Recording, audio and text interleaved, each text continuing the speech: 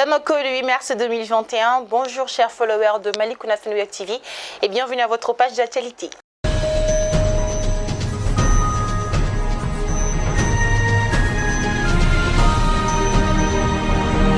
Au Mali, la célébration de la Journée internationale des droits des femmes 2021, la femme mise au centre de la lutte contre la Covid-19. Le thème retenu par le MPEF est le leadership féminin pour plus d'égalité au Mali dans le contexte de la Covid-19. Ce choix, selon le ministre Bouare Bintou Founé Samake, n'a pas été fait au hasard.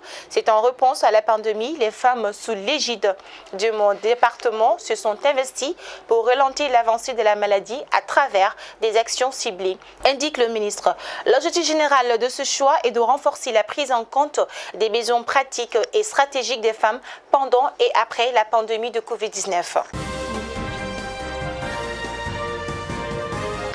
Le vendredi 5 mars dernier, le Mali a reçu son premier lot de vaccins contre la Covid-19 grâce au dispositif COVAX créé par l'Organisation mondiale de la santé, l'OMS, au bénéfice des pays les plus démunis.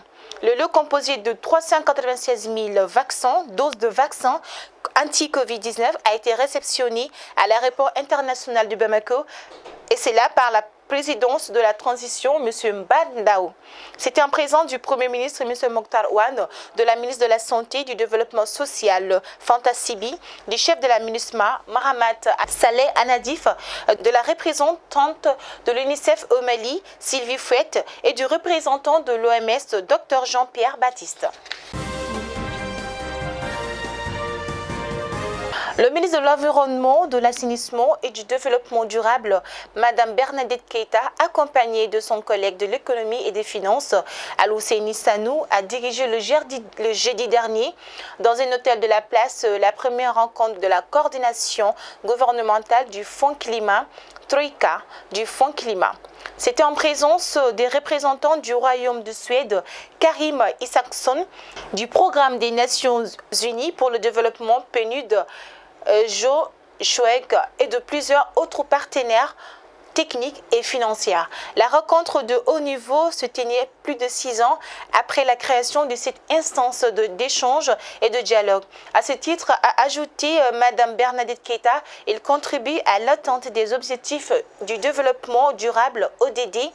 C'est là à travers la mise en œuvre du cadre stratégique pour la relance économique et le développement durable, CRED. La salle de conférence du département de l'industrie, du commerce et de la promotion des investissements a abrité le vendredi dernier la première session du Conseil national des prix. C'était sous la présidence du ministre de l'Industrie, du Commerce et de la promotion des investissements, M. Aruna Nyang. À l'issue de la section, le CNP a constaté avec satisfaction l'évolution à la baisse ou à la stabilité des prix moyens de l'ensemble des produits suivis par la Direction générale et de la commerce, DGCC, par rapport au mois passé à la même période, à l'exception du riz local, du maïs, du pain, de la farine, de l'huile alimentaire et de la viande bovine.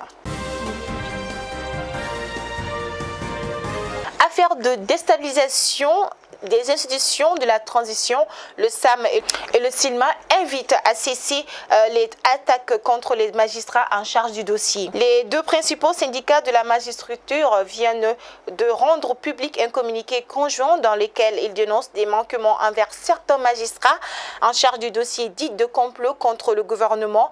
Pour les syndicats, les professionnels du droit et les médias à qui est adressé leur communiqué doivent arrêter pendant qu'il en est encore temps. Actualité en dehors de nos frontières, direction le Sénégal. Le climat est toujours très tendu au Sénégal. Les cours seront suspendus dans les écoles et universités et cela pendant toute la semaine prochaine pour des raisons de sécurité.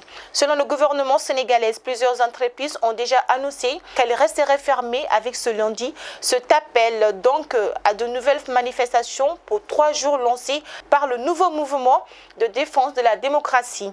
Mais aussi en parallèle la convocation d'Ousmane Sonko au palais de justice de Dakar. D'après l'un de ses avocats, l'opposant qui est toujours en garde à vue est convoqué pour 2 affaires. Il sera déféré au parquet pour trouble à l'ordre public et il comparaîtra devant le doyen des juges d'instruction dans la procédure concernant l'accusation de viol. En Centrafrique, l'armée poursuit son avancée sur le territoire contre la coalition des patriotes pour le changement avec le soutien de forces bilatérales russes et rwandaises. Né le 15 décembre, on commence à connaître un peu mieux cette coalition des patriotes pour le changement CPC. Et c'est tout pour votre flash d'actualité sur Malikon FM Web TV. Merci à tous et à tous de l'avoir suivi et surtout bonne fête à toutes les femmes du monde.